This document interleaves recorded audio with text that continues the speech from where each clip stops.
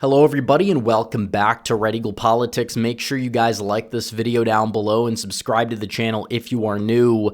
So we did our Senate prediction for the month of April for 2026, and now in this video we're going to be doing the governor's map prediction for both 2025 and 2026. So we already have filled out the governorships that will not be up for grabs until either 2027 or 2028. But starting this year, there's going to be two elections taking place on Election Day this November, one in New Jersey, one in Virginia. On top of that, next fall, that's when most of the governorships in the country are up. And there are 6 governorships that will be up in a state that Donald Trump won in the 2024 election, which means that there are plenty of pickup opportunities for the Republicans in certain places, especially where seats are open or certain governors are going to be underwater. So all of this is important to consider because whoever is going to be leading a state can dictate the laws in the state, the election laws in the state, and kind of the way that the state moves overall. We've seen this in the past.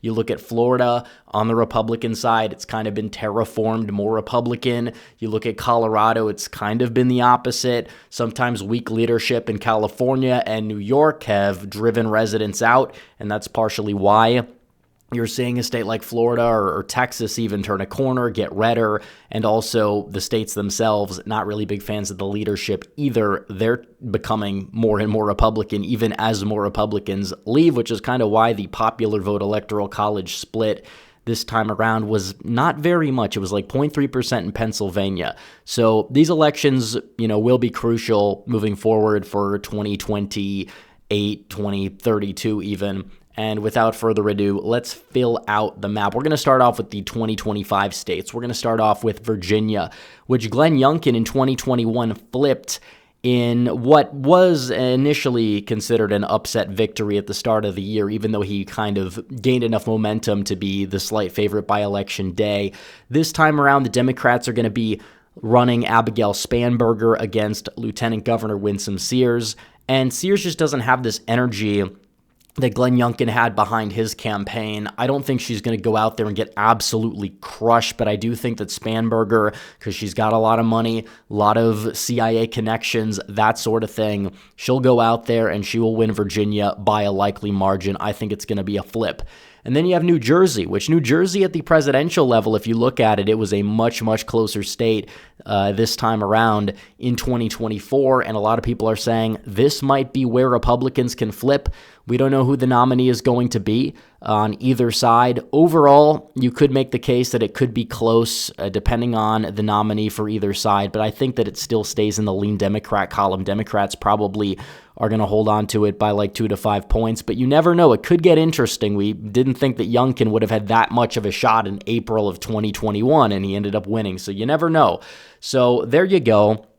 That is the 2025 governor's election prediction. Now we have to fill out the rest of these states for 2026. So without further ado, let's start off with the safe Republican states, the states that are going to go red by 10 points or more regardless. Here we go. We have Oklahoma, Arkansas, Alabama, Tennessee, South Carolina, Texas, Florida, I believe will go in this column as well. On top of it, the state of Vermont, because you have a very liberal Republican governor there who always wins. They like him for some reason. And I think that might do it for the safe Republican states. So let's fill out the safe Democrat states. We have California there. That will likely stay in the safe blue column, even though it could get closer. Colorado's another one. Illinois is another one. Maryland, the state of Connecticut as well. And Massachusetts, those should be in the safe Democrat column. It is true, some of this does depend on the nominees for sure. The state of Hawaii is another one that should be in the safe Democrat column. So the nominees will play a role for sure when it comes down to this for some of these margins, and it's very early on. These things can definitely change between now and then. So without further ado, let's move on to the likely Republican states, the states that probably end up going Republican between 5 and 10 percentage points. And we're going to start off with the state of New Hampshire. Kelly Ayotte, she won big. She's an incumbent governor. New Hampshire, they like their more like moderate Republican governors. Chris Sununu would always win big. And if you're an incumbent governor, by the way, whose approval rating is above 50, you're really not going to stand much of a chance at losing. It is true that certain incumbent governors could lose, and we'll get to that later on in this video. But I don't think that Ayotte is really one of them. Also, the state of Alaska could be closer with Mary Peltola in the mix, but still I think it stays in the Republican column, at least for now. Ohio, Vivek Ramaswamy, he is somebody that a lot of people are saying he could be an electoral liability. I do have grievances with him here and there on certain policy. I like him a lot on others.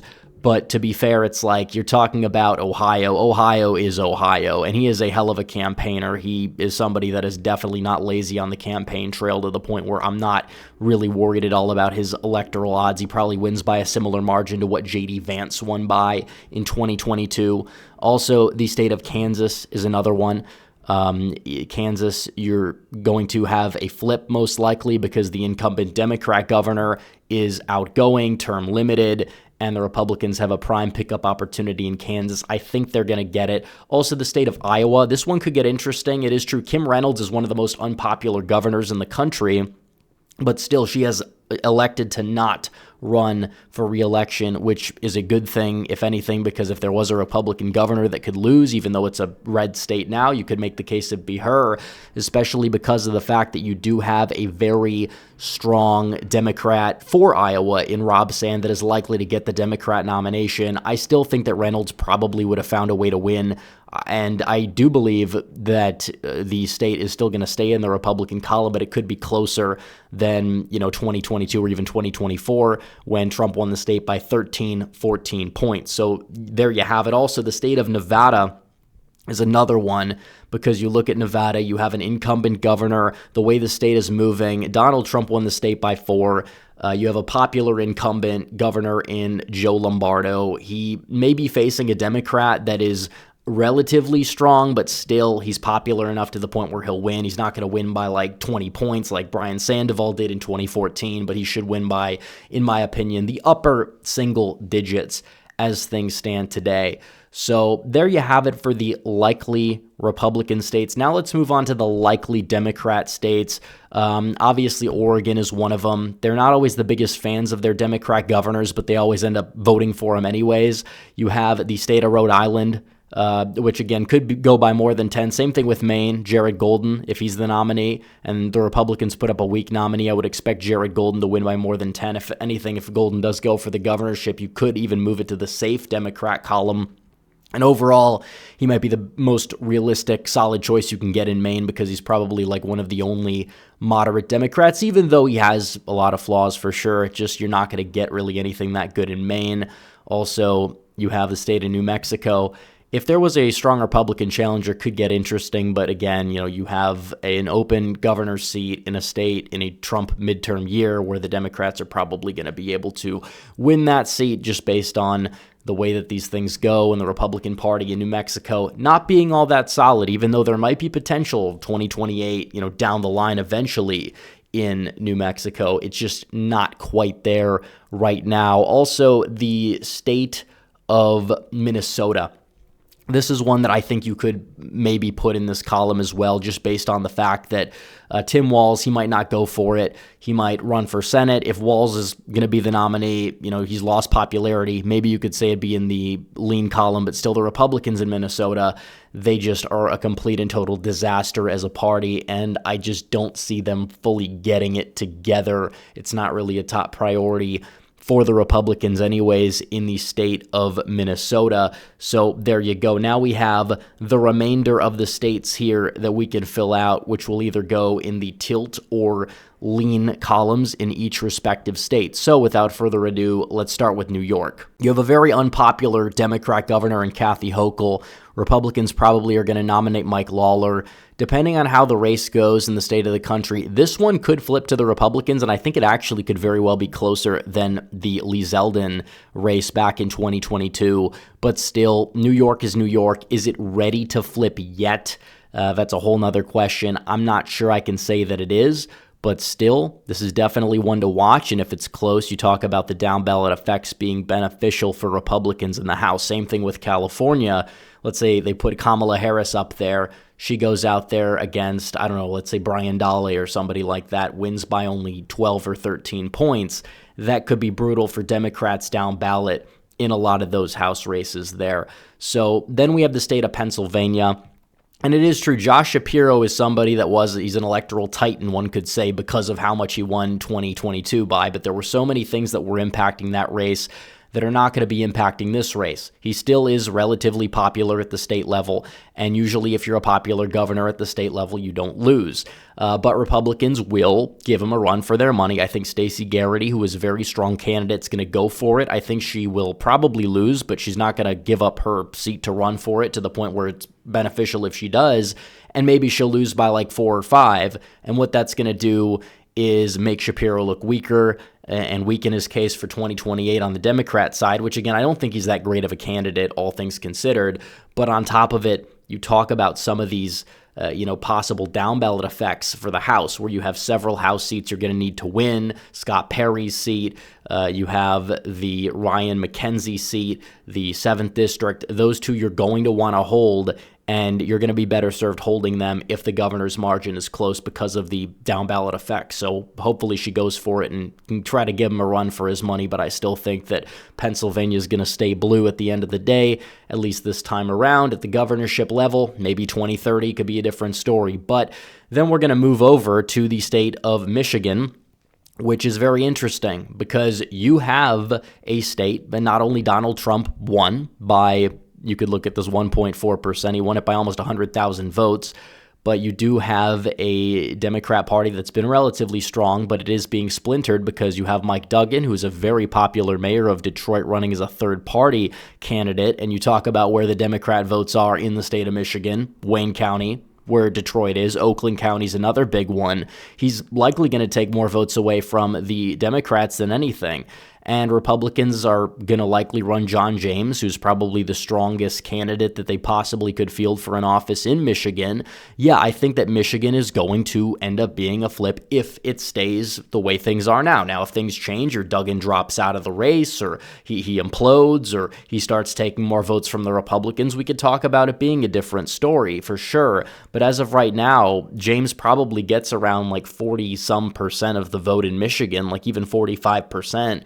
Would be more than enough for him to go out there and win that three-way race in the state of Michigan, even if it is going to remain competitive. So the state of Georgia, this is another one where you have a midterm electorate, an open seat for sure, and in a midterm year, usually the turnout differential means that Republicans gain on net because you have a highly engaged Republican electorate in the South, in the Deep South, and you usually have lower black turnout in midterm years. And the Democrats in Georgia don't have much of a bench. Republicans have more of a bench. I think Georgia stays in the Republican column. And if Brian Kemp goes for Senate, I think that he wins as well. So when you look at that, that's going to be a hold. But of all of the possible pickups for the Democrats, I think Georgia is one of them. So then we go to the state of Wisconsin, and this one could get interesting. I think it, again, depends on the candidate, depends on the campaign that they run, but on the Republican side, if you do have Eric Hovde decide to run for governor, he is going to give Evers at least a run for his money. I'm not sure if he's going to run, but regardless, Evers is a little bit weakened because he's not just running for re-election. It's a lot harder to win a third term. Of course, it's going to depend on certain things like the state of the economy, but there's a big potential for Republicans in the state of Wisconsin. People will talk about the Supreme Court election, but we've seen this movie before. 2021, the superintendent race was D+15, and then Republicans won the Senate race the next year and won a statewide office or two. It's not like impossible, but still,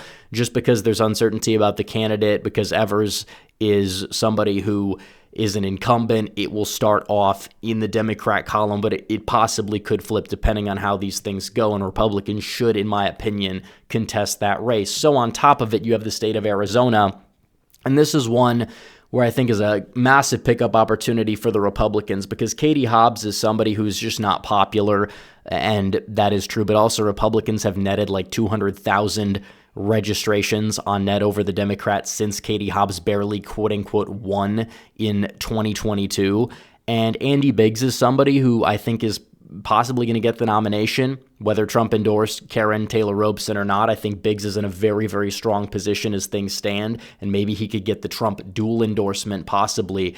And if that would happen, I think he'd win the primary. He would be able to go out there and, in my opinion, unite the party, especially as now you have a lieutenant governor slot that can help speed along that process.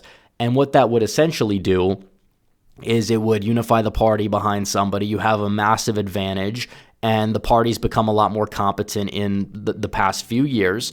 So I think that in terms of Arizona, you will see the state flip, and this will be another flip from the Democrats to the Republicans. I think Katie Hobbs is relatively vulnerable. I know it's a midterm year. Usually the party out of power does have the energy factor, and even if that is true, these elections at the state level do tend to be a little bit less polarized overall based on that.